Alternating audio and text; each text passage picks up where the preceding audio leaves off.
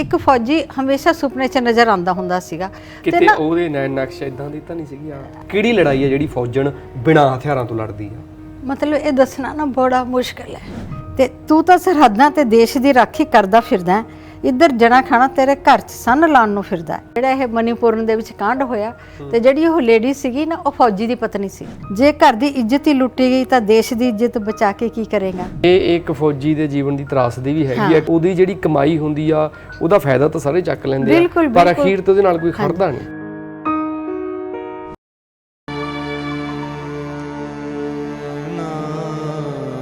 ਤਰਿੰਜਣਾ 'ਚ ਬਹਿ ਕੇ ਜਦੋਂ ਚਰਖਾ ਮੈਂ ਕੱਤਾਂ ਵੇ, ਸੀਨੇ 'ਚ ਦਬਾ ਕੇ ਯਾਦਾਂ ਤੇਰੀਆਂ ਨੂੰ ਰੱਖਾਂ ਵੇ। ਨਿਕਲਦੀ ਸੀਨੇ ਵਿੱਚੋਂ ਹੂਕ ਫੌਜੀਆ, ਨਿਕਲਦੀ ਸੀਨੇ ਵਿੱਚੋਂ ਹੂਕ ਫੌਜੀਆ, ਤੰਗ ਕਰਦੀ ਚਰਖੇ ਦੀ ਘੂਕ ਫੌਜੀਆ।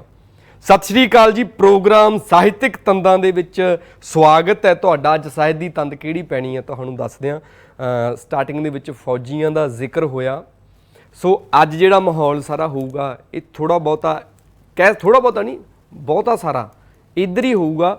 ਫੌਜੀਆਂ ਦੀ ਲਾਈਫ ਬਾਰੇ ਹੋਊਗਾ, ਫੌਜਣਾਂ ਦੀ ਜ਼ਿੰਦਗੀ ਬਾਰੇ ਹੋਊਗਾ, ਕਿਉਂਕਿ ਅੱਜ ਜਿਹੜੀ ਸਾਹਿਤਕਾਰ ਸਾਡੇ ਦਰਮਿਆਨ ਪਹੁੰਚੀ ਉਹਦੇ ਬਾਰੇ ਪਹਿਲਾਂ ਮੈਂ ਤੁਹਾਨੂੰ ਥੋੜ੍ਹਾ ਜਿਹਾ ਦੱਸ ਦਿਆਂ।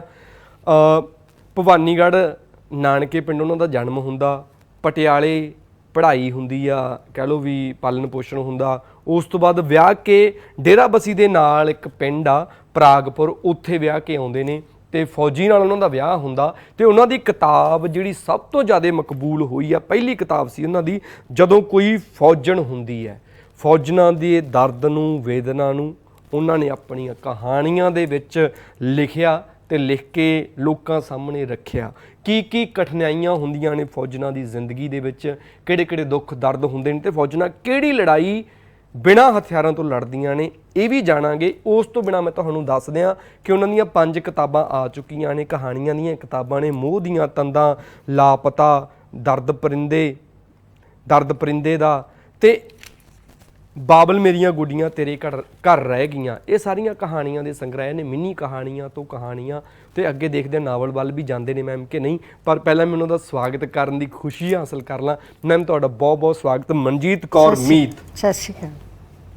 ਤੁਸੀਂ ਸਾਡੇ ਵਿਹੜੇ ਆਏ ਹੋ, ਵਧੀਆ ਲੱਗਿਆ। ਤੇ ਤੁਹਾਡੀ ਸਿਰਜਣਾ ਬਾਰੇ ਗੱਲਬਾਤ ਕਰਨੀ ਅੱਜ ਮੈਮ। ਮੈਂ ਤੁਹਾਡੇ ਬਾਰੇ ਦੱਸਿਆ ਕਾਫੀ ਕੁਝ, ਵੀ ਤੁਸੀਂ ਫੌਜਣਾਂ ਦੀ ਲਾਈਫ ਨੂੰ, ਤੁਸੀਂ ਖੁਦ ਇੱਕ ਫੌਜਣ ਹੋ ਤੇ ਫੌਜਣਾਂ ਦੇ ਦਰਦ ਨੂੰ ਭਲੀ ਭਾਂਤੀ ਸਮਝਦੇ ਹੋ, ਨੇੜਿਓਂ ਜਾਣਦੇ ਹੋ, ਤੇ ਉਹਨਾਂ ਦੀ ਆਵਾਜ਼ ਬਣੇ ਹੋ ਤੁਸੀਂ, ਆਪਣੀਆਂ ਕਹਾਣੀਆਂ ਦੇ ਵਿੱਚ ਬਿਆਨ ਕੀਤਾ ਹੈ। ਇਹ ਚੀਜ਼ਾਂ ਤਾਂ ਮੈਂ ਦੱਸਦੀਆਂ ਵੀ ਤੁਸੀਂ ਕਿੱਥੇ ਜੰਮੇ ਪਲੇ ਹੋ, ਤੇ ਤੁਸੀਂ ਐਜ਼ ਏ ਅਸਿਸਟੈਂਟ ਡਾਇਰੈਕਟਰ ਭਾਸ਼ਾ ਵਿਭਾਗ ਤੋਂ ਰਿਟਾਇਰ ਵੀ ਹੋਏ ਹੋ। ਠੀਕ ਹੈ ਜੀ। ਤੇ ਹੁਣ ਤੁਸੀਂ ਆਪਣੀ ਜ਼ੁਬਾਨੀ ਜਿਹੜਾ ਮੈਂ ਪਹਿਲਾ ਸਵਾਲ ਪੁੱਛਣਾ ਦੱਸੋਗੇ ਵੀ ਮਨਜੀਤ ਕੌਰ ਮੀਤ ਕੌਣ ਹੈ? ਮਨਜੀਤ ਕੌਰ ਮੀਤ, ਸਭ ਤੋਂ ਪਹਿਲਾਂ ਤਾਂ ਮੇਰਾ ਜਨਮ ਭਵਾਨੀਗੜ੍ਹ ਹੋਇਆ। ਖਾਸ ਭਵਾਨੀਗੜ੍ਹ? ਹਾਂਜੀ, ਜ਼ਿਲ੍ਹਾ ਸੰਗਰੂਰ 'ਚ ਖਾਸ ਭਵਾਨੀਗੜ੍ਹ ਹੋਇਆ। ਤੇ ਉਸ ਤੋਂ ਬਾਅਦ ਜਿਹੜਾ ਮੇਰਾ ਪਾਲਣ ਪੋਸ਼ਣ, ਮੇਰੀ ਅਗਲੀ ਪੜ੍ਹਾਈ ਉਹ ਪਟਿਆਲੇ 'ਚ ਹੋਈ। ਤੇ ਬਾਕੀ ਜਿਹੜੇ ਮੇਰੀ ਸ਼ਾਦੀ ਸੀਗੀ ਉਹ ਪਰਾਗਪੁਰ ਪਿੰਡ 'ਚ ਹੋਈ, ਜੋ ਕਿ ਡੇਰਾਬੱਸੀ ਦੇ ਨਾਲ ਹੀ ਹੈ। ਤੇ ਬਚਪਨ ਤੋਂ ਹੀ ਮੈਨੂੰ, ਮਤਲਬ ਜਿਸ ਤਰ੍ਹਾਂ ਫੌਜੀਆਂ ਨਾਲ ਮੈਨੂੰ ਇਸ ਕਰਕੇ ਬਹੁਤ ਜ਼ਿਆਦਾ ਲਗਾਵ ਪੈਦਾ ਹੋ ਗਿਆ, ਕਿਉਂਕਿ ਬਚਪਨ ਦੇ ਵਿੱਚ ਹੀ ਮੇਰੇ ਫਾਦਰ ਸਾਹਿਬ ਤੇ ਮਦਰ ਮੇਰੇ ਰਜਿੰਦਰਾ ਹਸਪੀਟਲ 'ਚ ਜੌਬ ਕਰਦੇ ਸੀ। ਉਹ ਜਿਹੜਾ ਛਾਉਣੀ ਦੇ ਨਾਲ ਹੀ ਹੈ? ਹਾਂਜੀ, ਛਾਉਣੀਆਂ ਦੇ ਨਾਲ ਹੀ ਰਜਿੰਦਰਾ ਹਸਪੀਟਲ 'ਚ। ਤੇ ਉੱਥੇ ਅਸੀਂ ਸਰਕਾਰੀ ਕਲੋਨੀ 'ਚ ਰਹਿੰਦੇ ਸੀ, ਸਾਡਾ ਬਚਪਨ ਉੱਥੇ ਹੀ ਬੀਤਿਆ। ਤੇ ਜਿਹੜਾ ਛਾਉਣੀਆਂ ਦਾ ਸਕੂਲ ਸੀ ਪ੍ਰਾਇਮਰੀ ਤੱਕ, ਉੱਥੇ ਮੇਰੀਆਂ ਵੱਡੀਆਂ ਭੈਣਾਂ ਪੜ੍ਹਨ ਜਾਂਦੀਆਂ ਸੀ। ਤੇ ਕਦੀ ਕਦਾਈ ਅਸੀਂ ਮਿਲਟਰੀ ਏਰੀਆ ਦੇ ਵਿੱਚ ਉਹਨਾਂ ਨੂੰ ਦੁਪਹਿਰ ਨੂੰ ਮੇਰੇ ਬੀਜੀ ਭੇਜ ਦਿੰਦੇ ਸੀ ਖਾਣਾ ਦੇ ਕੇ, ਵੀ ਤੁਸੀਂ ਉਹਨਾਂ ਨੂੰ ਰੋਟੀ ਫੜਾਇਆ। ਮੈਂ ਤੇ ਮੇਰਾ ਛੋਟਾ ਭਰਾ ਸੀਗਾ, ਅਸੀਂ ਦੋਨੋਂ ਜਾਂਦੇ ਸੀ। ਤੇ ਅਕਸਰ ਹੀ ਫੌਜੀਆਂ ਦਾ ਜਿਹੜਾ ਉਹਨਾਂ ਦੀਆਂ ਆਉਣ ਜਾਣ ਦਾ ਰਸਤਾ ਸੀ ਉਹ ਬਿਲਕੁਲ ਸਾਡੀ ਕਲੋਨੀ ਦੇ ਅੱਗੇ ਦੀ ਜਾਂਦਾ ਸੀਗਾ। ਤੇ ਅਸੀਂ ਛੋਟੇ ਛੋਟੇ ਬੱਚੇ ਕੰਧਾਂ ਤੇ ਖੜ੍ਹ ਕੇ ਤੇ ਫੌਜੀਆਂ ਨੂੰ ਟਾਟਾ ਬਾਏ ਬਾਏ ਕਰਨੀ, ਤੇ ਫੌਜੀਆਂ ਨੇ ਵੀ ਸਾਨੂੰ ਦੇਖ ਕੇ ਉਹਨਾਂ ਨੂੰ ਆਪਣੇ ਖੁਦ ਦੇ ਬੱਚੇ ਯਾਦ ਆ ਜਾਂਦੇ, ਤੇ ਉਹ ਕਿੰਨੇ ਵਾਰੀ ਸਾਨੂੰ ਟੌਫੀਆਂ ਬਿਸਕੁਟ ਫੜਾ ਜਾਂਦੇ ਸੀਗੇ। ਤੇ ਉਸ ਤੋਂ ਬਾਅਦ ਹੀ, ਮਤਲਬ ਜਿਸ ਤਰ੍ਹਾਂ ਫਾਦਰ ਸਾਹਿਬ ਨੇ ਦੱਸਣਾ ਕਿ ਵੀ ਇਹ ਫੌਜੀ ਤਾਂ ਰੱਬ ਦਾ ਹੀ ਰੂਪ ਹੁੰਦੇ ਆ, ਵੀ ਇਹ ਸਾਡੇ ਛੋਟੇ ਛੋਟੇ ਹੁੰਦੇ ਸੀ ਵੀ ਇਹ ਸਾਡੇ ਦੇਸ਼ ਨੂੰ ਬਚਾਉਂਦੇ ਆ, ਰੱਖਿਆ ਕਰਦੇ ਆ। ਉਹਨਾਂ ਦਿਨਾਂ ਵਿੱਚ ਕਹਿੰਦੇ ਜੰਗਾਂ ਵੀ ਹੋਈਆਂ ਬਹੁਤ ਜ਼ਿਆਦਾ। ਜੰਗਾਂ ਦਾ ਵੀ ਬੜਾ ਉਹ ਹੁੰਦਾ ਸੀਗਾ। ਤੇ ਫਿਰ ਜੀ ਬਸ ਹੌਲੀ ਹੌਲੀ ਉੱਥੋਂ ਸਾਡੀ ਬਦਲੀ ਹੋ ਗਈ ਲੁਧਿਆਣੇ ਦੀ। ਤੇ ਉਦੋਂ ਮੇਰਾ ਬਚਪਨ ਮਤਲਬ ਲੁਧਿਆਣੇ ਜਾ ਕੇ ਮੈਂ ਆਪਣੀ ਪੜ੍ਹਾਈ ਸ਼ੁਰੂ ਕੀਤੀ। ਪਰ ਜਿਹੜੇ ਫੌਜੀ ਸੀ ਨਾ, ਫੌਜੀਆਂ ਨੂੰ ਦੇਖ ਕੇ ਵੀ ਇੱਕਦਮ ਦਿਲ ਕਰ ਜਾਂਦਾ ਸੀਗਾ ਵੀ ਇਹਨਾਂ ਨੂੰ ਅਸੀਂ ਟਾਟਾ ਬਾਏ ਬਾਏ ਕਰੀਏ, ਕਿਉਂਕਿ ਜਦ ਅਸੀਂ ਲੁਧਿਆਣੇ ਮੈਂ ਗਈ ਨਾ ਤੇ ਉੱਥੇ ਸਾਨੂੰ ਕੋਈ ਫੌਜੀ ਉਹਨੇ ਦਿਖਿਆ ਕਰੇ। ਤੇ ਪਰ ਮੈਨੂੰ ਤਾਂ ਹੁਣ ਫੌਜੀਆਂ ਨੂੰ ਦੇਖਣ ਦਾ ਬੜਾ ਚਾਅ ਹੁੰਦਾ ਸੀ। ਤਾਂ ਫਿਰ ਇੱਕ ਵਾਰੀ ਨਾ ਜਿਸ ਟਾਈਮ ਇਹ ਮੇਰਾ ਖਿਆਲ 1965 ਦੀ ਜੰਗ ਹੋਈ ਸੀਗੀ, ਤਾਂ ਉਦੋਂ ਨਾ ਫੌਜੀ ਲੁਧਿਆਣੇ ਵਿੱਚ ਦੀ ਬੜਾ ਲੰਘਦੇ ਸੀਗੇ, ਇਹਨਾਂ ਦੀ ਕਾਨਵਾਈ ਲੰਘਦੀ, ਲੋਕਾਂ ਨੇ ਬੜੇ ਫਰੂਟ ਵਗੈਰਾ ਲੈ ਕੇ, ਇਹਨਾਂ ਲਈ ਮਠਿਆਈਆਂ ਲੈ ਕੇ ਲੋਕਾਂ ਨੇ ਖੜੇ ਹੋਣਾ। ਤਾਂ ਵੀ ਫਿਰ ਮੇਰੇ ਪਾਪਾ ਜੀ ਕਿੰਨੇ ਵਾਰੀ ਸਾਨੂੰ ਲੈ ਜਾਂਦੇ ਸੀਗੇ ਵੀ ਕਹਿੰਦੇ ਚੱਲ ਤੈਨੂੰ ਫੌਜੀਆਂ ਦੀ ਕਾਨਵਾਈ ਦਿਖਾ ਕੇ ਲਿਆਵਾਂ। ਤੇ ਵੀ ਇਸ ਤਰ੍ਹਾਂ ਜਿਹੜਾ ਫੌਜੀਆਂ ਦਾ ਮਤਲਬ ਬਚਪਨ ਤੋਂ ਹੀ ਨਾ ਮੇਰੇ ਦਿਲ ਦੇ ਵਿੱਚ ਇਹਨਾਂ ਦੀ ਤਸਵੀਰ ਖੁੱਭ ਗਈ ਸੀ। ਕਹਿੰਦੇ ਬਲਦੇਵ ਸਿੰਘ ਸੜਕਨਾਮਾ ਹੋਏ ਨੇ, ਅਮਰਜੀਤ ਮੈਮ ਕਹਿੰਦੇ ਹੁੰਦੇ ਆ, ਉਹਨਾਂ ਨੇ ਟਰੱਕ ਡਰਾਈਵਰਾਂ ਦੀ ਜ਼ਿੰਦਗੀ ਨੂੰ, ਡਰਾਈਵਰਾਂ ਦੀ ਜ਼ਿੰਦਗੀ ਨੂੰ ਇੱਕ ਸਫ਼ਰਨਾਮਿਆਂ ਦੇ ਰੂਪ 'ਚ, ਲਿਖਤਾਂ ਦੇ ਰੂਪ 'ਚ ਉਹਨਾਂ ਨੇ ਮਤਲਬ ਵੀ ਲੋਕਾਂ ਦੇ ਸਾਹਮਣੇ ਲੈ ਕੇ ਆਂਦਾ। ਤੇ ਉਵੇਂ ਹੀ ਇੱਕ ਫੌਜਣਾ ਦੀ ਜ਼ਿੰਦਗੀ ਨੂੰ ਕਹਿੰਦੇ ਲੋਕਾਂ ਸਾਹਮਣੇ ਲਿਖਤੀ ਰੂਪ 'ਚ ਤੁਸੀਂ ਲੈ ਕੇ ਆਂਦਾ। ਹਾਂਜੀ, ਜਿਹੜੀ ਤੁਹਾਡੀ ਕਹਾਣੀ ਆ ਨਾ, ਇਸ ਜਦੋਂ ਕੋਈ ਫੌਜਣ ਹੁੰਦੀ ਹੈ, ਇਹਦੇ ਵਿੱਚ ਦੂਜੀ ਕਹਾਣੀ ਆ, ਹਾਂਜੀ, ਉਹ ਹੈਗੀ ਆ ਇਹ ਜਿਉਣਾ ਫੌਜਣਾ ਦਾ। ਹਾਂਜੀ, ਮੈਨੂੰ ਲੱਗਦਾ ਉਹਦੀ ਜਿਹੜੀ ਉਸ ਕਹਾਣੀ ਦੀ ਪਾਤਰ ਆ ਸੁਰਜੀਤ ਕੌਰ, ਉਹ ਤੁਸੀਂ ਹੋ। ਬਸ ਇਦਾਂ ਹੀ ਸਮਝ ਲਓ। ਤੇ ਕਿਉਂਕਿ ਜੋ ਦੁੱਖ ਇੱਕ ਫੌਜਣ ਨੂੰ ਹੁੰਦਾ ਉਹ ਸਭ ਨੂੰ ਹੀ ਹੁੰਦੇ ਆ। ਤੇ ਇਸ ਕਰਕੇ ਫਿਰ ਮੈਂ ਜਿਸ ਟਾਈਮ ਥੋੜੀ ਵੱਡੀ ਹੋਈ, ਮੈਂ ਤੁਹਾਨੂੰ ਦੱਸ ਦੇਵਾਂ ਵੀ ਫੌਜੀ ਨਾਲ ਮੇਰਾ ਵਿਆਹ ਕਿੱਦਾਂ ਹੋਇਆ। ਹਾਂ, ਮੈਂ ਤਾਂ ਪੜਿਆ, ਖੈਰ ਦਰਸ਼ਕਾਂ ਨੂੰ ਜ਼ਰੂਰ ਦੱਸੋ ਕਿ ਤੁਹਾਡਾ ਕਿੱਦਾਂ ਤੁਹਾਡੇ ਦਿਲ ਦੇ ਵਿੱਚ ਲਗਾ ਸੀ ਮੈਂ ਤਾਂ ਫੌਜੀ ਨਾਲ ਹੀ ਵਿਆਹ ਕਰਾਉਣਾ, ਤੇ ਫੌਜੀ ਕਦੋਂ ਪਹਿਲੀ ਵਾਰੀ ਤੁਹਾਡੇ ਸੁਪਨੇ 'ਚ ਆਇਆ? ਹਾਂਜੀ, ਤੇ ਉਹ ਇਸ ਤਰ੍ਹਾਂ ਸੀਗਾ ਵੀ ਜਿਸ ਟਾਈਮ ਬਚਪਨ ਦੇ ਵਿੱਚ ਤਾਂ ਚਲੋ ਬਚਪਨ ਬੀਤ ਗਿਆ, ਤੇ ਉਸ ਤੋਂ ਬਾਅਦ ਮੈਂ 9ਵੀਂ 10ਵੀਂ 'ਚ ਹੋ ਗਈ ਸੀਗੀ ਪੜ੍ਹਾਈ ਮੇਰੀ, 10ਵੀਂ 'ਚ ਪੜ੍ਹਦੀ ਸੀਗੀ। ਤਾਂ ਮੇਰੀਆਂ ਵੱਡੀਆਂ ਸਿਸਟਰਾਂ ਦੇ ਵਿਆਹ ਹੋ ਗਏ ਸੀਗੇ। ਤੇ ਪਰ ਮੈਨੂੰ ਮੇਰੇ ਦਿਮਾਗ ਦੇ ਵਿੱਚ ਇੱਕਦਮ ਹੀ ਖਿਆਲ ਆ ਗਿਆ ਵੀ ਮੈਂ ਤਾਂ ਹਾਏ ਵੀ ਜੇ ਮੈਂ ਆਪਣੇ ਪਾਪਾ ਜੀ ਨੂੰ ਕਹਾਂਗੀ ਵੀ ਜੇ ਤੁਸੀਂ ਮੇਰੇ ਲਈ ਕੋਈ ਮੁੰਡਾ ਲੱਭਣਾ ਨਾ ਤਾਂ ਫੌਜੀ ਹੋ ਲੱਭਣਾ। ਤੇ ਪਰ ਮੈਨੂੰ ਡਰ ਲੱਗਦਾ ਸੀਗਾ ਵੀ ਕਿਤੇ ਜੇ ਮੈਂ ਇੰਨੀ ਗੱਲ ਕਹਿਤੀ ਤੇ ਮੇਰੇ ਪਾਪਾ ਜੀ ਨੇ ਚੁੱਕ ਲੈਣਾ ਡੰਡਾ, ਹੈ ਬਈ ਅਜੇ ਤੂੰ ਪੜ੍ਹ ਤਾਂ ਲੈ, ਪਹਿਲਾਂ ਹੀ ਤੂੰ ਫੌਜੀਆਂ ਦੇ ਵਿਆਹਾਂ ਦੇ ਸੁਪਨੇ ਲੈਣ ਲੱਗੀ। ਪਰ ਇਹ ਮੈਂ ਤੁਹਾਨੂੰ ਸੱਚੀ ਗੱਲ ਦੱਸਾਂ, ਕੋਈ ਮੰਨੇਗਾ ਵੀ ਨਹੀਂ ਮੇਰੀ ਇਸ ਗੱਲ ਨੂੰ ਵੀ ਮੈਨੂੰ ਨਾ ਉਸ ਟਾਈਮ 'ਚ ਨਾ ਇੱਕ ਫੌਜੀ ਹਮੇਸ਼ਾ ਸੁਪਨੇ 'ਚ ਨਜ਼ਰ ਆਉਂਦਾ ਹੁੰਦਾ ਸੀਗਾ, ਜਿੱਦਾਂ ਵੀ ਸਾਹਮਣੇ ਜੇ ਰੰਗ ਦਾ ਸੋਹਣਾ ਸੁਨੱਖਾ ਗੱਭਰੂ ਮੁੰਡਾ। ਕਿਤੇ ਉਹਦੇ ਨਕਸ਼ ਇਦਾਂ ਦੀ ਤਾਂ ਨਹੀਂ ਸੀਗੀ? ਹਾਂਜੀ ਹਾਂਜੀ, ਤਾਂ ਇਸ ਤਰ੍ਹਾਂ ਦੇ ਮੈਨੂੰ ਉਹ ਸੁਪਨੇ 'ਚ ਇੱਕ ਦੋ ਵਾਰੀ ਆਇਆ, ਪਰ ਮੈਂ ਆਪਣੇ ਦਿਲ ਵਿੱਚ ਹੀ ਰੱਖਦੀ ਸੀਗੀ ਵੀ ਸੁਪਨੇ ਤਾਂ ਵੈਸੇ ਹੀ ਆਉਂਦੇ ਰਹਿੰਦੇ ਆ। ਕੁਛ ਮੈਂ ਬੜੀ ਬਚਪਨ ਤੋਂ ਹੀ ਬੜੀ ਧਾਰਮਿਕ ਖਿਆਲਾਤਾਂ ਦੀ ਸੀਗੀ ਵੀ ਗੁਰਦੁਆਰੇ ਵੀ ਜਾਣਾ, ਮੰਦਰ ਵੀ ਜਾਣਾ, ਵਰਤ ਵੀ ਰੱਖਣੇ, ਤੇ ਇੱਧਰ ਹੀ ਜ਼ਿਆਦਾ ਮੇਰੀ ਰੁਚੀ ਹੁੰਦੀ ਸੀ। ਤੇ ਜਿਸ ਟਾਈਮ ਇਹ ਗੱਲ ਹੋਈ ਨਾ, ਮੈਂ ਤੁਹਾਨੂੰ ਵੀ ਮੈਂ ਉਸ ਟਾਈਮ ਪ੍ਰੈਪ ਦੇ ਪੇਪਰ ਦੇ ਰਹੀ ਸੀਗੀ ਤੇ ਮੈਂ ਜੌਬ ਵੀ ਕਰਦੀ ਸੀ, ਕਿਉਂਕਿ 10ਵੀਂ ਤੋਂ ਬਾਅਦ ਮੈਂ ਸਟੈਨੋ ਕਰ ਲਿੱਤੀ। ਸਟੈਨੋ ਦਾ ਕੋਰਸ ਕਰਦੇ ਸਾਰੀ ਮੈਨੂੰ ਜੌਬ ਲੱਗ ਗਈ ਸੀਗੀ। ਤੇ ਪਰ ਮੈਂ ਪ੍ਰੈਪ ਪ੍ਰਾਈਵੇਟ ਕਰ ਰਹੀ ਸੀ। ਤੇ ਰਾਤ ਨੂੰ ਮਤਲਬ 12-1 ਵਜੇ ਦਾ ਟਾਈਮ ਹੋਏਗਾ, ਤੇ ਜਦੋਂ ਮੈਂ ਜੇ ਪੜ੍ਹ ਹੀ ਰਹੀ ਸੀ ਤਾਂ ਮੈਂ ਬਾਹਰ ਗਲੀ 'ਚ ਦੇਖਿਆ ਨਾ, ਤਾਂ ਬੜੇ ਕੁੱਤੇ ਭੌਂਕ ਰਹੇ ਸੀਗੇ। ਤਾਂ ਇੱਕ ਬੰਦਾ ਦੀ ਆਵਾਜ਼ ਆ ਰਹੀ ਸੀ ਜਿਹੜਾ ਉਹਨੂੰ ਸ਼ਸ਼ਕੀਰ ਰਿਹਾ ਸੀਗਾ। ਤੇ ਮੈਂ ਇੱਕਦਮ ਦਰਵਾਜ਼ਾ ਖੋਲ੍ਹਿਆ ਤੇ ਜਦ ਦੇਖਿਆ ਵੀ ਇੱਕ ਕੋਈ ਮੈਂ ਝੋਲਾ ਜਿਹਾ ਪਿਆ ਵੀ ਕੋਈ ਫੌਜੀ ਹੈ ਵੀ ਜਿਹੜਾ ਕੁੱਤਿਆਂ ਨੂੰ ਮਤਲਬ ਭਜਾ ਰਿਹਾ, ਪਰ ਕੁੱਤੇ ਉਹਦੇ ਆਲੇ ਦੁਆਲੇ ਆ ਘੇਰਾ ਪਾ ਕੇ ਖੜੇ ਸੀ। ਉਹ ਮੋਟਰਸਾਈਕਲ ਤੇ ਸੀਗੇ। ਮੈਂ ਲਾਈਟ ਜਗਾਈ ਬਾਹਰ ਦੀ, ਤਾਂ ਸੱਚੀ ਮੁੱਚੀ ਉਹ ਫੌਜੀ ਸੀ। ਤੇ ਜਦ ਮੈਂ ਉਹਨਾਂ ਕੋਲ ਗਈ ਨਾ, ਤੇ ਉਹ ਮੈਨੂੰ ਕਹਿੰਦੇ ਵੀ ਸ਼ੁਕਰ ਹੈ ਮੈਡਮ ਵੀ ਮੈਂ ਇੱਕ ਫੌਜੀ ਬੰਦਾ, ਮੈਂ ਸ਼ੇਰ ਤੋਂ ਨਹੀਂ ਡਰਦਾ ਪਰ ਮੈਨੂੰ ਕੁੱਤਿਆਂ ਤੋਂ ਬਹੁਤ ਡਰ ਲੱਗਦਾ ਵੀ 12 ਸੂਏ ਸਿੱਧੇ ਪੇਟ 'ਚ ਲੱਗਦੇ ਆ। ਤੇ ਜਦ ਮੈਂ ਉਹਨਾਂ ਨੂੰ ਦੇਖਿਆ ਨਾ ਧਿਆਨ ਨਾਲ, ਤਾਂ ਨਾ ਮੈਨੂੰ ਚੱਕਰ ਜਿਹਾ ਆ ਗਿਆ। ਮੈਂ ਕਿਹਾ ਹਾਈ ਤਾਂ ਉਹੀ ਫੌਜੀ ਹੈ ਜਿਹੜੇ ਮੇਰੇ ਸੁਪਨੇ 'ਚ ਆਉਂਦਾ ਹੁੰਦਾ ਸੀਗਾ। ਤੇ ਪਰ ਇਹ ਗੱਲ ਨਾ ਆਪਣੇ ਦਿਲ 'ਚ ਰੱਖੀ, ਮੈਂ ਆਪਣੇ ਬੀਜੀ ਨੂੰ ਨਹੀਂ ਦੱਸਿਆ। ਤੇ ਇਹਨਾਂ ਦੇ ਰਿਸ਼ਤੇਦਾਰ ਸਾਡੇ ਘਰ ਦੇ ਨਾਲ ਹੀ ਹੁੰਦੇ ਸੀਗੇ, ਗੁਆਂਢ 'ਚ ਸੀਗੇ। ਹਾਂਜੀ, ਦੂਜੀ ਤੀਜੀ ਗਲੀ ਟੱਪ ਕੇ। ਤੇ ਜਦ ਵੀ ਇਹਨਾਂ ਕੋਲ ਟਾਈਮ ਹੋਣਾ ਤੇ ਲੋਕਲ ਰਹਿੰਦੇ ਸੀਗੇ ਪਟਿਆਲੇ, ਤੇ ਇਹ ਆਪਣਾ ਟਾਈਮ ਪਾਸ ਕਰਨ ਉਹਨਾਂ ਕੋਲ ਆ ਜਾਂਦੇ ਸੀਗੇ। ਕੁੜੀਆਂ ਕਾੜੀਆਂ ਸੀਗੀਆਂ ਉਹਨਾਂ ਦੀਆਂ 5-7 ਇੱਕੋ ਸਾਲ ਦੀਆਂ। ਨਹੀਂ, ਉਸ ਟਾਈਮ ਤਾਂ ਕੋਈ ਇਹੋ ਜਿਹੀ ਗੱਲ ਨਹੀਂ ਸੀਗੀ, ਪਰ ਸਾਡੇ ਮੁਹੱਲੇ 'ਚ ਕੁੜੀਆਂ ਵੀ ਬਹੁਤ ਹੁੰਦੀਆਂ ਸੀ। ਉਹਨਾਂ ਜ਼ਮਾਨੇ 'ਚ ਤਾਂ 5-5 6-6 ਭੈਣਾਂ ਹੁੰਦੀਆਂ ਸੀਗੀਆਂ ਸਾਰਿਆਂ ਦੇ ਘਰ। ਅਸੀਂ 6 ਭੈਣਾਂ ਸੀ। 2 ਮੇਰੀਆਂ ਭੈਣਾਂ ਵਿਆਹੀਆਂ ਗਈਆਂ, ਫਿਰ 4 ਰਹਿ ਗਈਆਂ। 2 ਮੇਰੇ ਭਰਾ ਸੀਗੇ। 6 ਭੈਣ ਭਰਾ ਸੀਗੇ। 6 ਭੈਣ ਭਰਾ ਸੀ, 4 ਭੈਣਾਂ 2 ਭਰਾ। 6 ਭੈਣਾਂ 2 ਭਰਾ, 2 ਮੇਰੇ ਤੋਂ ਪਹਿਲਾਂ ਵਿਆਹੀਆਂ ਗਈਆਂ ਸੀ।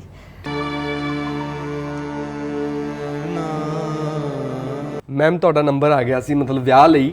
ਹਾਂਜੀ, ਤੁਸੀਂ ਚੌਥਾ ਕਿਹਾ ਸੀ, ਪਰ ਬ੍ਰੇਕ 'ਚ ਮੈਨੂੰ ਦੱਸਤਾ ਤੁਹਾਡਾ ਤੀਜਾ ਨੰਬਰ ਸੀ। ਹਾਂਜੀ ਹਾਂਜੀ। ਤੀਸਰਾ ਨੰਬਰ ਸੀਗਾ ਮੇਰਾ। ਤੇ ਫਿਰ ਪਰ ਮੇਰੇ ਫਾਦਰ ਸਾਹਿਬ ਕਹਿੰਦੇ ਉਹ ਮੇਰੇ ਨਾਲ ਦਿਮਾਗ 'ਚ ਕਹਿੰਦੇ ਆਪਣੀ ਵਾਰੀ ਸਭ ਨੂੰ ਪਿਆਰੀ। ਹਾਂਜੀ। ਤੇ ਫਿਰ ਵਾਰੀ ਦੀ ਕੀ ਸੀ ਤਿਆਰੀ?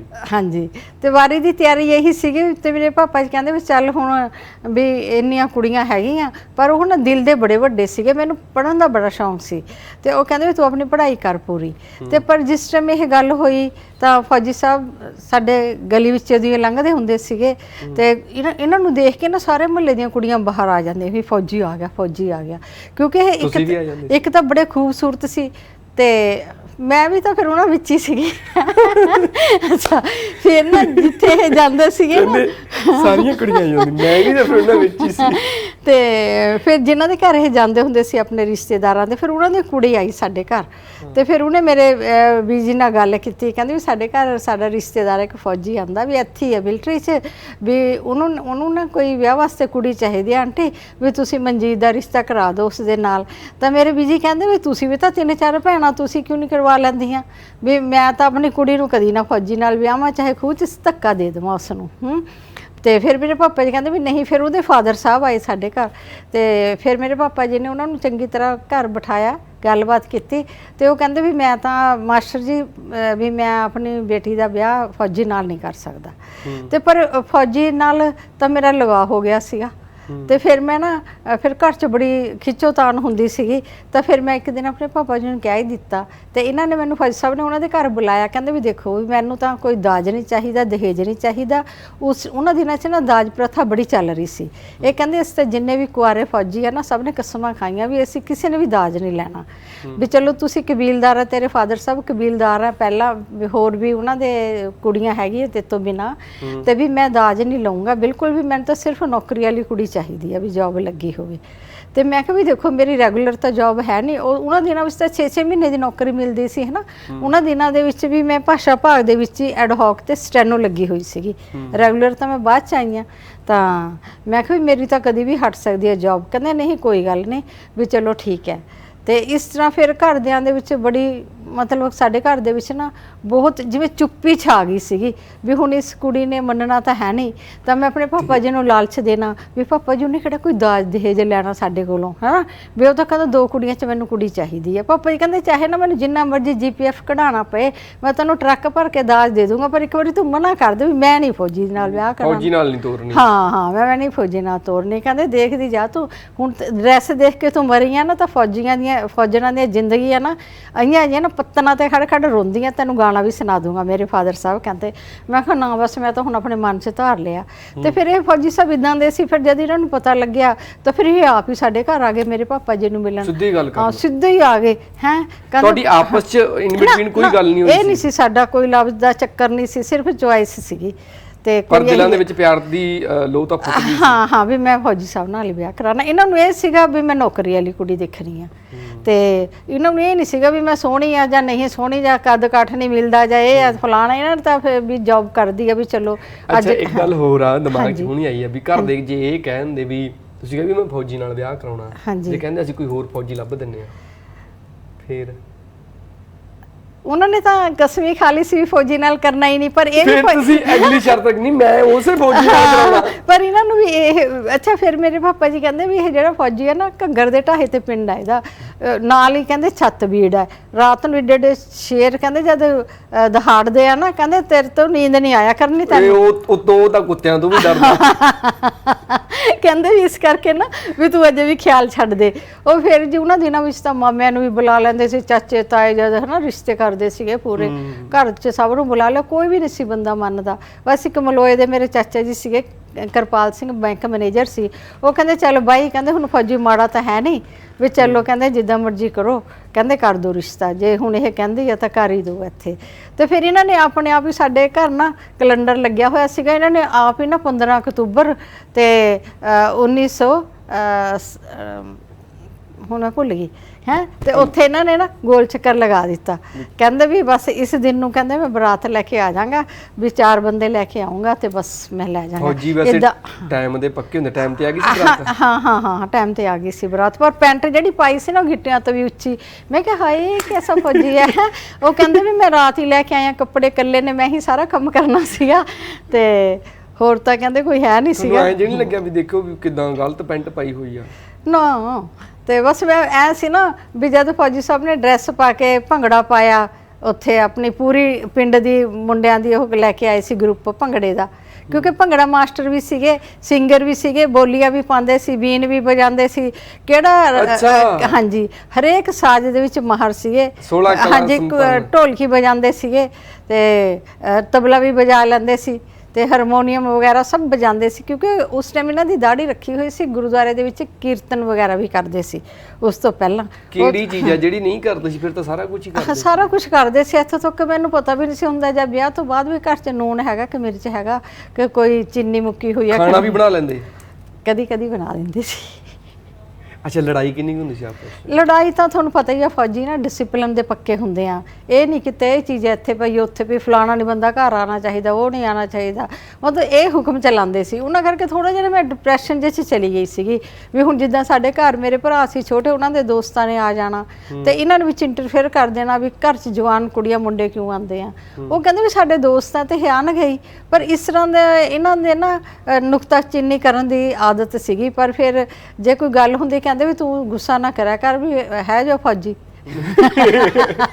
ਆਪ ਹੀ ਸਹੇੜਿਆ ਫਿਰ ਹੁਣ। ਹਾਂਜੀ ਤੇ ਇੱਥੋਂ ਤੇ ਤੱਕ। ਅੱਛਾ, ਜਦੋਂ ਕਦੇ ਲੜਾਈ ਹੁੰਦੀ ਸੀ ਫਿਰ ਮਤਲਬ ਵੀ ਤਲਖੀ ਵੱਧ ਜਾਂਦੀ ਸੀ, ਫਿਰ ਕੌਣ ਮਨਾਉਂਦਾ? ਅੱਬਲ ਮੈਂ ਤਾਂ ਨਾ ਸਾਡੀ ਕਦੀ ਆਪਣੇ ਪਿੱਛੇ ਤਾਂ ਲੜਾਈ ਹੁੰਦੀ ਨਹੀਂ ਸੀ ਤੇ ਬਸ ਇਹੀ ਲੜਾਈ ਹੋਣੀ ਇਹਨਾਂ ਨੇ ਵੀ ਰਿਸ਼ਤੇਦਾਰਾਂ ਪਿੱਛੇ ਜਾਂ ਵੀ ਘਰ 'ਚ ਇਹ ਨਹੀਂ ਆਉਣਾ ਚਾਹੀਦਾ। ਮੇਰੀਆਂ ਭੈਣਾਂ ਪਿੱਛੇ ਹੀ ਆਡੇ ਲਾਈ ਰੱਖਦੇ ਸੀਗੇ ਹੈ ਵੀ ਇਹ ਨਹੀਂ ਆਉਣੀ ਚਾਹੀਦੀ, ਉਹ ਨਹੀਂ ਆਉਣੀ ਚਾਹੀਦੀ। ਬਸ ਤਾਂ ਥੋੜੀ ਜਿਹੀ ਉੱਦਾਂ ਸਾਡੀ ਵੈਸੇ ਨਾ ਬੱਚੇ ਪਿੱਛੇ ਕਦੀ ਲੜਾਈ ਹੋਈ ਨਾ ਸਾਡੀ। ਮਨਾਉਂਦਾ ਕੌਣ ਸੀ ਪਹਿਲਾਂ?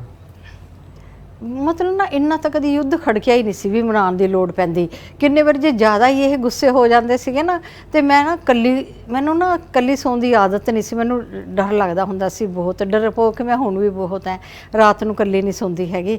ਤੇ ਫਿਰ ਨਾ ਸਾਰਾ ਦਿਨ ਮੈਂ ਇਹਨਾਂ ਨਾਲ ਮੂੰਹ ਬਣਾਈ ਰੱਖਣਾ ਵੀ ਜਦ ਆਫਿਸ ਤੋਂ ਆਣਾ ਨਾ ਤਾਂ ਵੀ ਫਿਰ ਨਾ ਜਦ ਮੈਂ ਦੇਖਣਾ ਵੀ ਫੌਜੀ ਸਾਹਿਬ ਦਾ ਮੂਡ ਠੀਕ ਨਹੀਂ ਹੁਣ, ਇਹ ਤਾਂ ਮੈਨੂੰ ਬੁਲਾਉਣਗੇ ਹੀ ਨਹੀਂ, ਤਾਂ ਮੈਂ ਇਹਨਾਂ ਦੇ ਸਰਾਣੇ ਲਿਖ ਕੇ ਰੱਖ ਦਿੰਦੀ ਸੀ ਸੌਰੀ। ਫਿਰ ਵੀ ਨਾ ਮੈਨੂੰ ਗੁੱਠਾ ਦਿਖਾਣਾ, ਕਹਿੰਦੇ ਅੱਜ ਤਾਂ ਨਹੀਂ ਮੈਂ ਆਪਣੇ ਬੈਡਰੂਮ 'ਚ ਵੜਨ ਦਿੰਦਾ ਹੈ।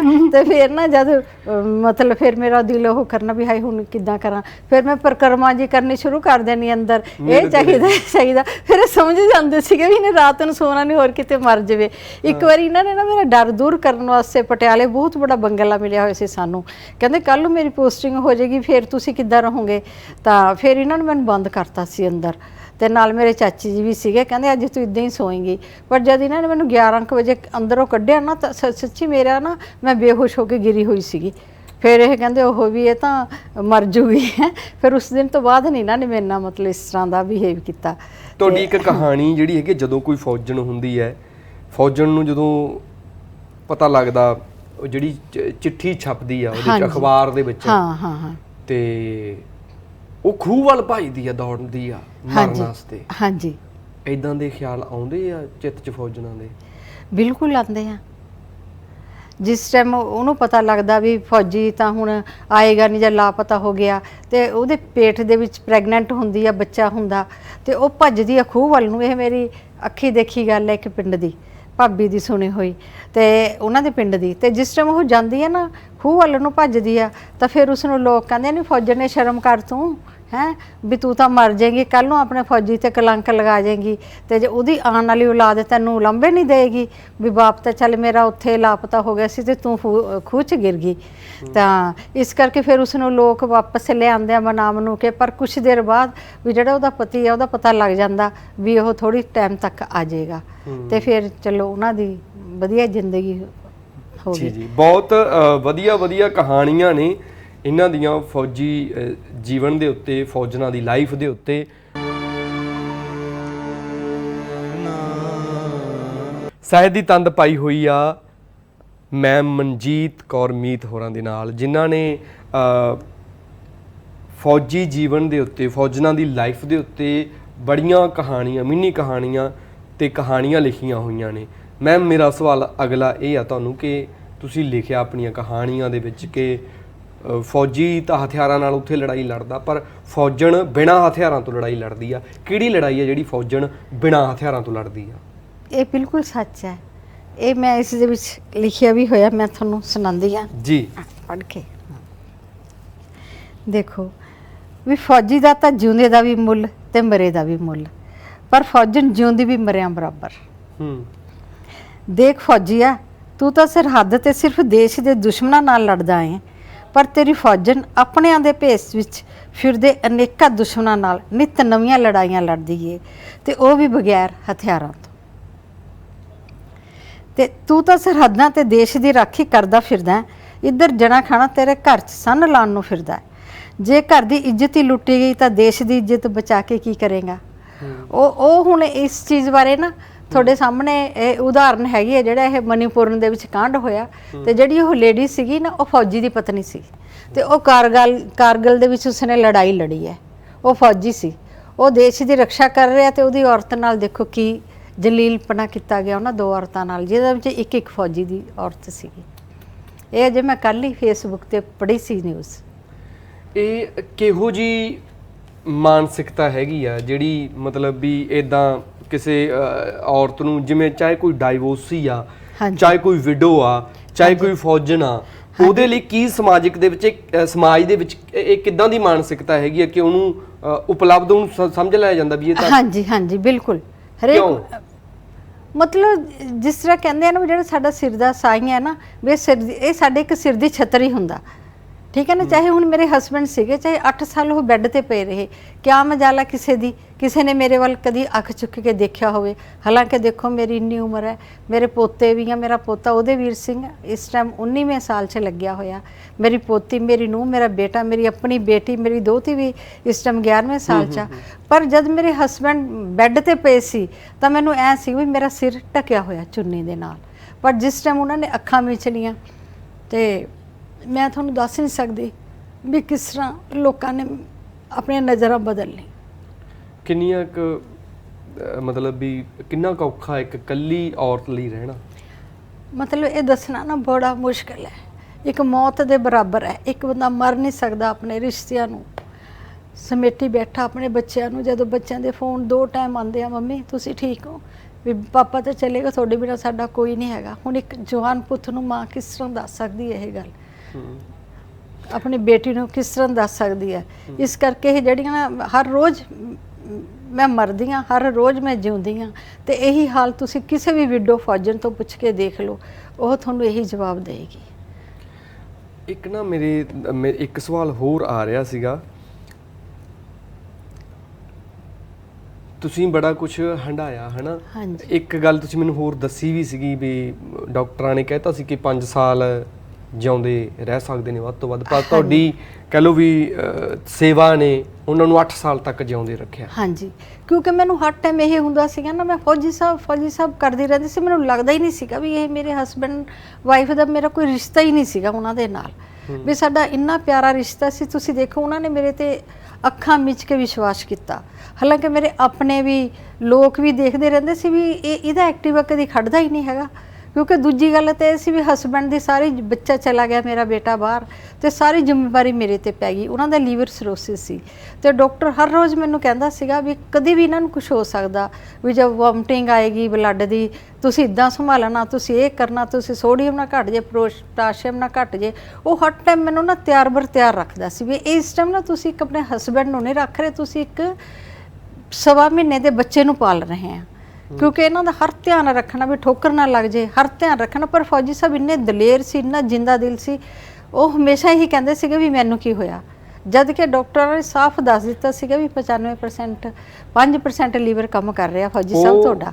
ਪਰ ਉਹ ਕਹਿੰਦੇ ਸੀਗੇ ਵੀ ਡਾਕਟਰ ਸਾਹਿਬ ਮੈਂ ਤਾਂ ਬਿਲਕੁਲ ਠੀਕ ਹੈ। ਅੱਛਾ, ਉਹ ਕਿਹੜੀ ਗੱਲ ਸੀ ਜਦੋਂ ਤੁਹਾਨੂੰ ਫੌਜੀ ਸਾਹਿਬ ਨੇ ਕਿਹਾ ਅਬ ਤੁਮਾਰੇ ਹਵਾਲੇ ਵਤਨ ਸਾਥੀ? ਹਾਂਜੀ, ਉਹ ਜਿਸ ਟਾਈਮ ਫੌਜੀ ਸਾਹਿਬ ਐਡਮਿਟ ਸੀਗੇ ਹਸਪੀਟਲ ਦੇ ਵਿੱਚ, ਤੇ ਮਤਲਬ 25 ਦਸੰਬਰ 2020 ਨੂੰ ਮੈਂ ਇਹਨਾਂ ਨੂੰ ਲੈਂਡਮਾਰਕ ਹਸਪੀਟਲ 'ਚ ਐਡਮਿਟ ਕਰਾਇਆ, ਤੇ ਕੋਈ ਜ਼ਿਆਦਾ ਵੀ ਨਹੀਂ ਸੀ ਹੋਇਆ, ਬਸ ਉੱਦਾਂ ਹੀ ਥੋੜੀ ਬੇਹੋਸ਼ੀ ਜੀ ਆ ਗਈ ਸੀ ਜਦ ਉੱਥੇ ਮੈਂ ਲੈ ਕੇ ਗਈ। ਤੇ ਮੈंने ਤਾਂ ਕਦੇ ਸੋਚਿਆ ਹੀ ਨਹੀਂ ਸੀ ਫੌਜੀ ਸਾਹਿਬ ਚਲੇ ਜਾਣਗੇ, ਕਿਉਂਕਿ ਉਹ ਕਹਿੰਦੇ ਮੈਨੂੰ ਤਾਂ ਕੁਝ ਵੀ ਨਹੀਂ ਹੋਇਆ। ਤਾਂ ਪਰ ਮੈਂ ਨਾ ਮੇਰੇ ਪੈਰਾਂ 'ਚ ਛਾਲੇ ਪੈ ਜਾਂਦੇ ਸੀਗੇ ਉੱਪਰ ਨੀਚੇ ਕਰਦੇ, ਕਿਉਂਕਿ ਹੁਣ ਰਿਸ਼ਤੇਦਾਰ ਕਿੰਨੀ ਕੁ ਦੇਰ ਮੇਰੇ ਕੋਲ ਬੈਠਣਗੇ। ਪਰ ਇੱਕ ਮੈਂ ਤੁਹਾਨੂੰ ਗੱਲ ਦੱਸਦਾ, ਸਾਰਾ ਦਿਨ ਮੇਰੇ ਭੈਣ ਭਰਾ ਸੁੱਖ ਨਾਲ ਬਥੇਰੇ ਸੀ, ਮੇਰੇ ਡੈਡੀ ਦੀ ਕਿਰਪਾ ਦੇ ਨਾਲ, ਹਾਂਜੀ, ਇੱਕ ਦੂਜੇ ਦਾ ਹਾਲ ਚਾਲ ਪੁੱਛਦੇ ਆ, ਹੁਣ ਵੀ ਪੁੱਛਦੇ ਆ। ਪਰ ਜਿਉਂ 4 ਵਜੇ ਨੇ ਨਾ ਸਭ ਚਲੇ ਜਾਂਦੇ ਸੀ ਆਪਣੇ ਆਪਣੇ ਘਰਾਂ ਨੂੰ, ਰਹਿ ਜਾਂਦੀ ਸੀ ਮੈਂ ਇਕੱਲੀ। ਤੇ ਮੈਂ ਸੋਚਦੀ ਸੀਗੀ ਵੀ ਇਹ ਸੱਚਾ ਪਾਤਸ਼ਾਹ ਵੀ ਜੇਕਰ ਫੌਜੀ ਸਾਹਿਬ ਨੂੰ ਰੱਬ ਨਾ ਕਰੇ ਕੋਈ ਗੱਲ ਹੋ ਜਾਏ, ਮੈਂ ਇਕੱਲੀ ਨਾ ਹੋਵਾਂ, ਮੈਂ ਇਕੱਲੀ ਬਰਦਾਸ਼ਤ ਨਹੀਂ ਕਰ ਸਕੂੰਗੀ ਵੀ ਮੈਂ ਤਾਂ ਉੱਥੇ ਹਾਰਟ ਅਟੈਕ ਹੋ ਜਾਏਗਾ ਮੈਨੂੰ। ਤੇ ਉਦਣ ਇੰਨਾ ਮਤਲਬ ਭਾਣਾ ਵਰਤਿਆ। ਤੇ 28 ਤਰੀਕ ਸੀ, ਫੌਜੀ ਸਾਹਿਬ ਮੈਨੂੰ ਕਹਿੰਦੇ ਵੀ ਮੰਜਨ ਤੁਸੀਂ ਆਪਣੀ ਪੈਨਸ਼ਨ ਕਢਾ ਲਿਆਓ ਜਾ ਕੇ, ਵੀ ਜਿਨ੍ਹਾਂ ਦਾ ਦੇਣ ਲੈਣ ਕਰਨਾ ਕਰ ਲਓ, ਸਕੂਟਰ ਵੀ ਠੀਕ ਕਰਾ ਲਓ, ਤੇ ਵੀ ਕਿਸੇ ਤੇ ਡਿਪੈਂਡ ਜ਼ਰੂਰੀ ਰਹਿਣਾ। ਉਹ ਮੈਨੂੰ ਕਿਸੇ ਤੇ ਨਹੀਂ ਸੀ ਡਿਪੈਂਡ ਰਹਿਣ ਦਿੰਦੇ, ਵੀ ਆਪ ਜਾ ਕੇ ਤੁਸੀਂ ਜੋ ਵੀ ਕੰਮ ਕਰਨੇ ਆ ਕਰ ਲਓ। ਤੇ ਮੈਂ ਹੱਸ ਕੇ ਕਿਹਾ, ਮੈਂ ਕਿਹਾ ਅਜੇ ਤਾਂ 28 ਤਰੀਕ ਹੈ, ਇੰਨੀ ਛੇਤੀ ਪੈਨਸ਼ਨ ਮੈਂ ਕਿੱਥੋਂ ਲਿਆਵਾਂ, ਆਪਣੀ ਜੋੜੀ ਜਾਂਦੇ ਆ ਤੇ ਮੇਰੀ ਪੈਨਸ਼ਨ ਇਹ ਕਰਦੇ। ਮੈਨੂੰ ਕਿਹੜਾ ਪਤਾ ਸੀ ਇਹ ਵਿਚਾਰਾ 2 ਦਿਨ ਦਾ ਪ੍ਰਾਹੁਣਾ। ਤੇ ਮੈਂ ਤਾਂ ਉਦਾਂ ਹੀ ਇਹਨਾਂ ਨਾਲ ਉਹ ਕਰ ਰਹੀ ਸੀ ਜਿੱਦ ਬਹਿਸ ਜੀ। ਕਹਿੰਦੇ ਨਹੀਂ ਮੰਜਨ ਕਹਿਣਾ ਮੰਨੀ ਦਾ ਵੀ ਤੁਸੀਂ ਜਾਓ, ਨਾਲੇ ਤੁਹਾਡੀ ਕਿਤਾਬ ਦਾ ਖਰੜਾ ਪਿਆ, ਇਹ ਜਿਹੜਾ ਸੀਗਾ ਮੇਰਾ ਇਹ ਕਿਤਾਬ ਬਾਬਲ ਮੇਰੀਆਂ ਗੁੱਡੀਆਂ ਤੇਰੇ ਘਰ ਰਹਿ ਗਈਆਂ। ਕਹਿੰਦੇ ਖਰੜਾ ਨਾ ਮੈਂ ਤੇਰਾ ਫਲਾਣੇ ਟੇਬਲ ਦੀ ਦਰਾਜ 'ਚ ਰੱਖ ਕੇ ਆਇਆ, ਵੀ ਇਹ ਨਾ ਹੋਏ ਮੇਰੀ ਬੇਟੀ ਆ ਪ੍ਰਨੀਤ ਵੀ ਉਹ ਫਟਾ ਕੇ ਕੰਮ ਨਿਬੇੜਦੀ ਆ, ਵੀ ਕਿਤੇ ਉਹ ਤੇਰੇ ਕਾਗਜ਼ ਇੱਧਰ ਉੱਧਰ ਨਾ ਸਿੱਟ ਦੇ। ਇਹ ਵੀ ਉਹਨਾਂ ਨੂੰ ਫਿਕਰ ਸੀ ਲਾਸਟ ਟਾਈਮ ਤੱਕ। ਮੈਂ ਕਿਹਾ ਕੋਈ ਗੱਲ ਨਹੀਂ, ਮੈਂ ਜਾਂਦੀ ਹਾਂ ਘਰ ਜਾ ਕੇ ਮੈਂ ਉਹਨਾਂ ਦੇ ATM ਚੁੱਕ ਲਿਆਈ, ਸਾਰਾ ਕੁਝ ਚੁੱਕ ਲਿਆਈ ਮੈਂ, ਤੇ ਆਪਣੇ ਕਿਤਾਬਾਂ ਵਗੈਰਾ ਵੀ ਸਾਰੀਆਂ ਖਰੜਾ ਵੀ ਮੈਂ ਸਾਰਾ ਕੁਝ ਦੇ ਆਈ। ਤੇ ਜਦ ਮੈਂ ਆਈ ਉਦੋਂ ਵੀ ਬਿਲਕੁਲ ਠੀਕ ਸੀਗੇ, ਵੀ ਕੋਈ ਇਹੋ ਜਿਹੀ ਗੱਲ ਨਹੀਂ ਸੀਗੀ। ਤੇ ਫਿਰ ਪਤਾ ਨਹੀਂ ਕਿਸ ਤਰ੍ਹਾਂ ਇੱਕਦਮ ਤਬੀਅਤ ਖਰਾਬ ਹੋ ਗਈ। ਮੈਂ ਤੁਹਾਨੂੰ ਦੱਸ ਨਹੀਂ ਸਕਦੀ ਵੀ ਮੇਰੇ ਨਾਲ ਨਾ ਬਹੁਤ ਜ਼ਿੰਦਗੀ 'ਚ ਕਰਿਸ਼ਮੇ ਹੁੰਦੇ ਆ। ਜਿੱਦਾਂ ਮੈਂ ਤੁਹਾਨੂੰ ਕਿਹਾ ਨਾ ਵੀ ਫੌਜੀ ਸਾਹਿਬ ਨਾਲ ਇੱਦਾਂ ਹੋਇਆ, ਮੈਨੂੰ ਨਹੀਂ ਪਤਾ ਵੀ ਇਹ ਕੀ ਚੀਜ਼ ਹੈ ਕੀ ਨਹੀਂ। ਤਾਂ ਮੇਰੇ ਫੌਜੀ ਸਾਹਿਬ ਕਹਿੰਦੇ ਵੀ ਤੂੰ ਇੰਨੀ ਥੱਕ ਗਈ, ਇੰਨੀ ਟੁੱਟ ਗਈ, ਤੇਰੇ ਪੈਰਾਂ 'ਚ ਛਾਲੇ ਪੈ ਗਏ ਮੰਜਨ, ਵੀ ਤੂੰ ਨਾ ਨੀਚੇ ਸੋ ਕੇ ਨਾ ਵੀ ਪਿੱਠ ਵੀ ਦੁਖਣ ਲੱਗ ਜਾਂਦੀ ਹੈ, ਭਾਵੇਂ ਸਪੈਸ਼ਲ ਰੂਮ ਮਿਲ ਜਾਂਦਾ, ਸਾਨੂੰ ਤਾਂ ਫੌਜੀਆਂ ਦਾ ਫ੍ਰੀ ਟਰੀਟਮੈਂਟ ਹੁੰਦਾ ਵੱਡੇ ਹਸਪਤਾਲਾਂ 'ਚ।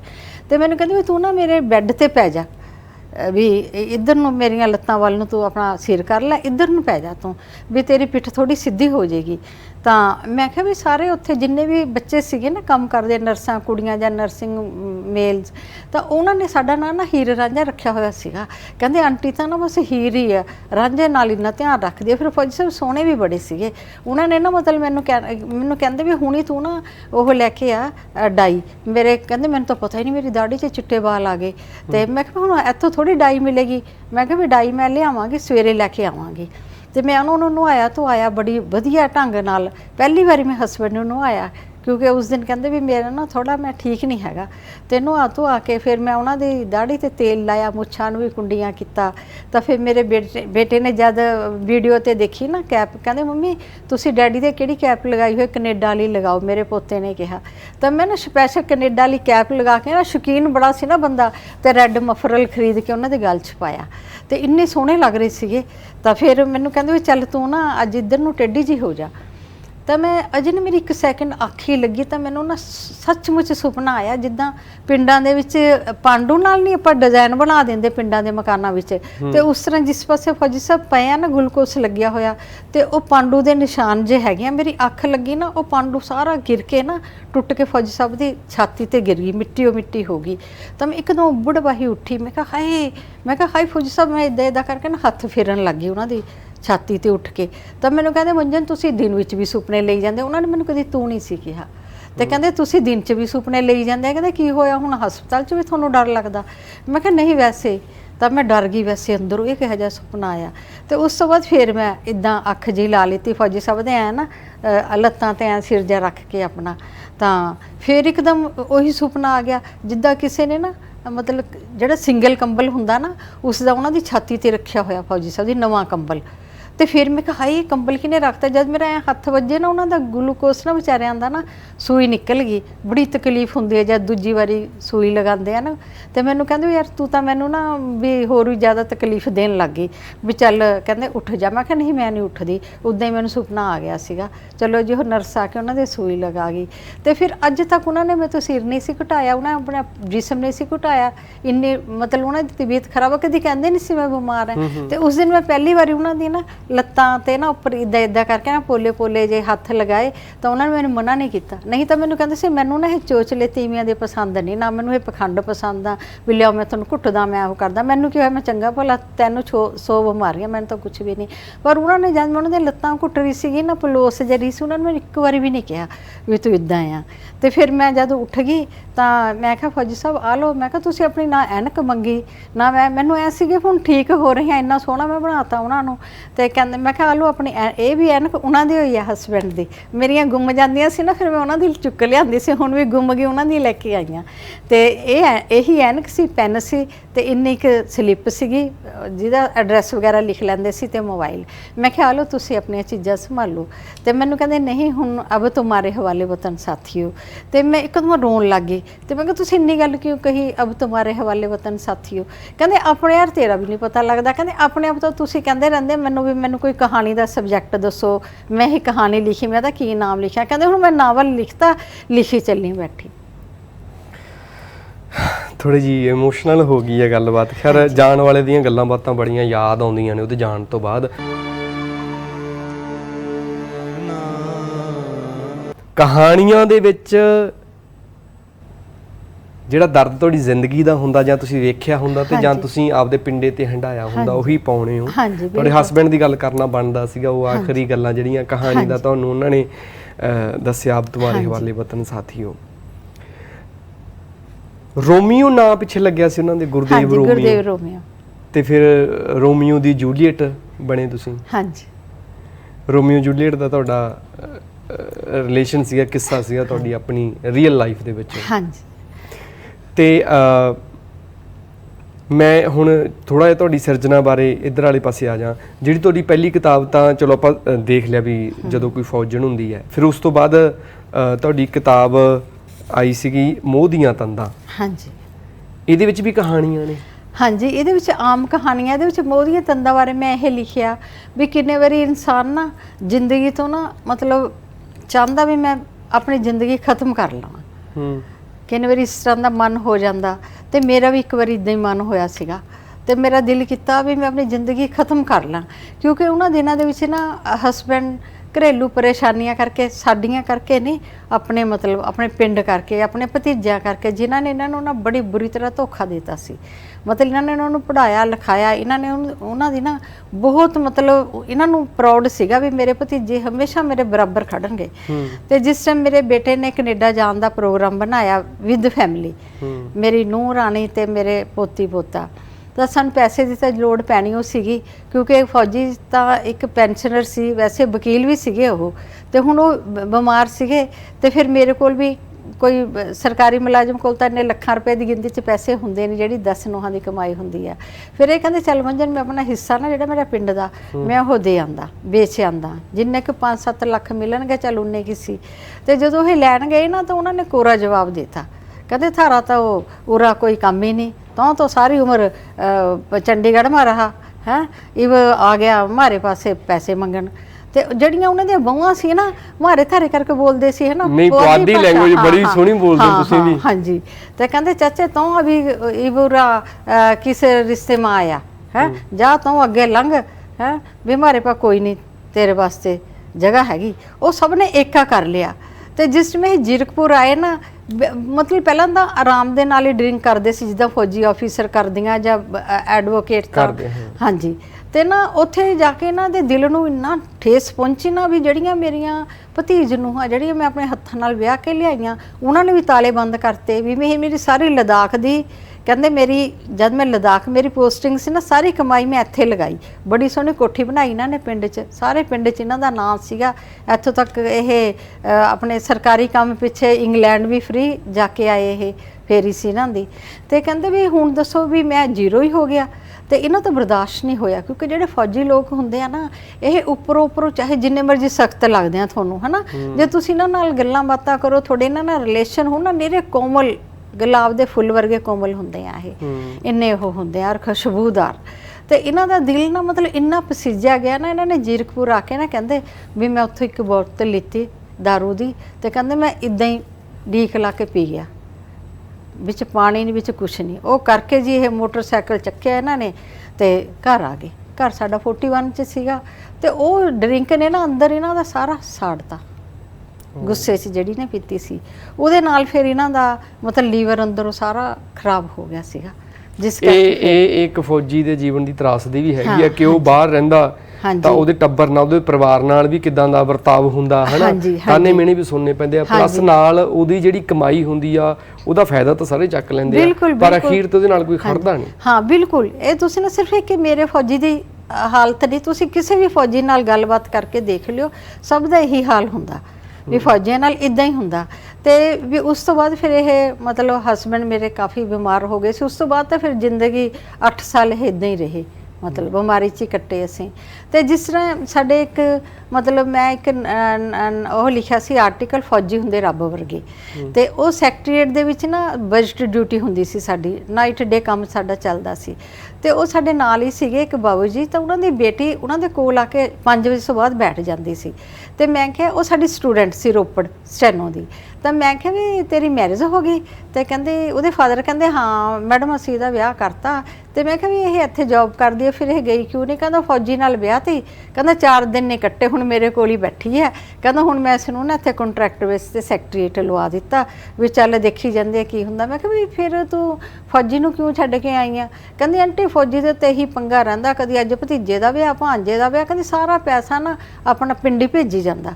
ਤੇ ਕਹਿੰਦੀ ਫਿਰ ਇਸ ਗੱਲ ਪਿੱਛੇ ਮੈਂ ਕਿਹਾ ਵੀ ਫਿਰ ਅਸੀਂ ਕੀ ਕਰਾਂਗੇ ਜੇ ਤੂੰ ਸਾਰੀ ਤਨਖਾਹ ਉੱਥੇ ਭੇਜਤੀ?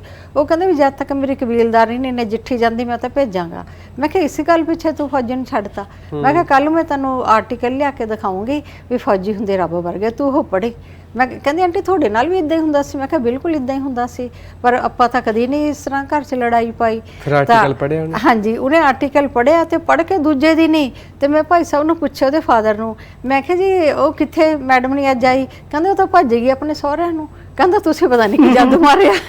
ਦੇਖੋ ਇਹ ਇੱਕ ਲਿਖਤ ਦਾ ਹੀ ਅਸਰ ਹੁੰਦਾ, ਸਾਹਿਤ ਦਾ ਕਹਿ ਲਓ, ਇੱਕ ਇਹਨਾਂ ਨੇ ਲਿਖਿਆ ਹੈ ਨਾ, ਤਾਂ ਉਹਨਾਂ ਦੇ ਮਨ ਦੇ ਉੱਤੇ ਅਸਰ ਹੋਇਆ। ਜੇ ਕਿਸੇ ਨੇ ਵੀ ਕਿਤਾਬਾਂ ਪੜ੍ਹਨੀਆਂ ਹੁਣ, ਬਾਬਲ ਮੇਰੀਆਂ ਗੁੱਡੀਆਂ ਤੇਰੇ ਘਰ ਰਹਿ ਗਈਆਂ, ਲਾਪਤਾ ਫੌਜੀ, ਦਰਦ ਪਰਿੰਦੇ ਦਾ, ਮੋਹ ਦੀਆਂ ਤੰਦਾਂ, ਤੇ ਜਦੋਂ ਕੋਈ ਫੌਜਣ ਹੁੰਦੀ ਹੈ, ਇਹ ਕਿਤਾਬਾਂ ਤੁਸੀਂ ਖਰੀਦ ਕੇ ਪੜ੍ਹ ਸਕਦੇ ਹੋ। ਤੇ ਮੈਮ ਤੁਸੀਂ ਸਾਡੇ ਵਿਹੜੇ ਆਏ, ਸਾਹਿਤ ਦੀ ਤੰਦ ਪਾਈ, ਤਾਂ ਬਹੁਤ ਵਧੀਆ ਲੱਗਿਆ। ਅਸੀਂ ਹੋਰ ਫੌਜੀਆਂ ਦੀ ਲਾਈਫ ਨੂੰ ਨੇੜਿਓਂ ਜਾਣਿਆ ਤੁਹਾਡੇ ਕਰਕੇ। ਤੇ ਜਾਂਦੇ ਜਾਂਦੇ ਕੀ ਕਹਿਣਾ ਚਾਹੋਗੇ ਵਿਊਅਰਸ ਨੂੰ? ਮੈਂ ਇਹੀ ਵਿਊਜ਼ ਦੇਣਾ ਚਾਹੁੰਦੀ ਹਾਂ ਵੀ ਕਈ ਲੋਕਾਂ ਦੇ ਦਿਲਾਂ ਵਿੱਚ ਡਰ ਹੁੰਦਾ, ਕਈ ਪੇਰੈਂਟਸ ਕਹਿੰਦੇ ਵੀ ਅਸੀਂ ਨਹੀਂ ਆਪਣੀਆਂ ਕੁੜੀਆਂ ਨੂੰ ਦਾ ਫੌਜੀ ਨਾਲ ਵਿਆਹ ਕਰਦੇ ਬਈ, ਪਰ ਇਹੀ ਜੀ ਕੋਈ ਗੱਲ ਨਹੀਂ। ਫੌਜੀ ਬਹੁਤ ਹੀ ਪਿਆਰੇ ਬੰਦੇ ਹੁੰਦੇ ਆ, ਫੌਜੀ ਆਪਣੀਆਂ ਬੀਵੀਆਂ ਨੂੰ ਬਹੁਤ ਪਿਆਰ ਦਿੰਦੇ ਆ, ਤੇ ਇਸ ਕਰਕੇ ਬੀਵੀਆਂ ਨੂੰ ਸਪੋਰਟ ਵੀ ਕਰਦੇ ਆ। ਹਾਂ, ਸਪੋਰਟ ਵੀ ਕਰਦੇ ਆ, ਪਿਆਰ ਵੀ ਦਿੰਦੇ ਆ। ਵੀ ਇੱਥੇ ਤੱਕ ਮੈਂ ਪਹੁੰਚੀ ਆ ਆਪਣੇ ਫੌਜੀ ਸਾਹਿਬ ਦੀ ਬਦੌਲਤ ਪਹੁੰਚੀ ਆ, ਕਿਉਂਕਿ ਉਹਨਾਂ ਨੇ ਮੈਨੂੰ ਕਦੀ ਨਹੀਂ ਰੋਕਿਆ, ਕਦੀ ਉਹਨਾਂ ਨੇ ਮੈਨੂੰ ਸ਼ੱਕ ਦੀ ਨਜ਼ਰ ਨਾਲ ਨਹੀਂ ਦੇਖਿਆ ਵੀ ਤੁਸੀਂ ਆਪਣੀ ਕਲਮ ਨੂੰ ਚਲਾਈ ਜਾਓ ਜਿੱਥੇ ਤੱਕ ਚੱਲਦੀ ਹੈ। ਇੱਥੇ ਤੱਕ ਲਾਸਟ ਟਾਈਮ 'ਚ ਵੀ ਉਹ ਮੈਨੂੰ ਇਹ ਇੱਕ ਨਾਵਲ ਲਿਖਣ ਦੀ ਪ੍ਰੇਰਨਾ ਦੇ ਗਏ ਕਿ ਅਬ ਤੁਮਾਰੇ ਹਵਾਲੇ ਵਤਨ ਸਾਥੀਓ। ਇਸ ਕਰਕੇ ਮੈਂ ਫੌਜੀਆਂ ਨੂੰ ਹਮੇਸ਼ਾ ਸਲੂਟ ਕਰਦੀ ਹਾਂ। ਮੈਂ ਚਾਹੁੰਦੀ ਹਾਂ ਮੈਂ ਹਰ ਜਨਮ 'ਚ ਇੱਕ ਫੌਜੀ ਦੀ ਪਤਨੀ ਹੀ ਰਹਾਂ, ਮੈਂ ਕਿਸੇ ਸਿਵਲੀਅਨ ਨਾਲ ਨਾ ਵਿਆਹ ਕਰਾਵਾਂ। ਜੀ ਜੀ, ਸੋ ਸਾਡੇ ਵਿਹੜੇ ਆਏ, ਤੁਸੀਂ ਸਾਹਿਤ ਦੀ ਤੰਦ ਪਾਈ, ਬਹੁਤ ਬਹੁਤ ਧੰਨਵਾਦ ਤੁਹਾਡਾ ਮੈਮ। ਅੱਜ ਦੇ ਪ੍ਰੋਗਰਾਮ ਸਾਹਿਤਕ ਤੰਦਾਂ ਵਿੱਚ ਇੰਨਾ ਹੀ। ਆਸ ਕਰਦਾ ਕਿ ਕੁਝ ਨਵਾਂ ਸਿੱਖਣ ਨੂੰ ਮਿਲਿਆ ਹੋਊਗਾ, ਜਾਣਨ ਨੂੰ ਵੀ ਮਿਲਿਆ ਹੋਊਗਾ ਫੌਜੀਆਂ ਦੀ ਲਾਈਫ ਬਾਰੇ, ਫੌਜਣ ਦੀ ਜ਼ਿੰਦਗੀ ਬਾਰੇ। ਪ੍ਰੋਗਰਾਮ ਕਿਵੇਂ ਲੱਗਿਆ info@justbroadcasting.com ਤੇ ਲਿਖ ਕੇ ਤੁਸੀਂ ਸੁਨੇਹੇ ਭੇਜ ਸਕਦੇ ਹੋ। ਆਪਣਾ ਰੱਖੋ ਖਿਆਲ, ਜੁੜੇ ਰਹੋ ਜਸ ਪੰਜਾਬੀ ਦੇ ਨਾਲ, ਤੇ ਸਾਨੂੰ ਦਿਓ ਇਜਾਜ਼ਤ। ਸਤਿ ਸ਼੍ਰੀ ਅਕਾਲ। ਸਤਿ ਸ਼੍ਰੀ ਅਕਾਲ।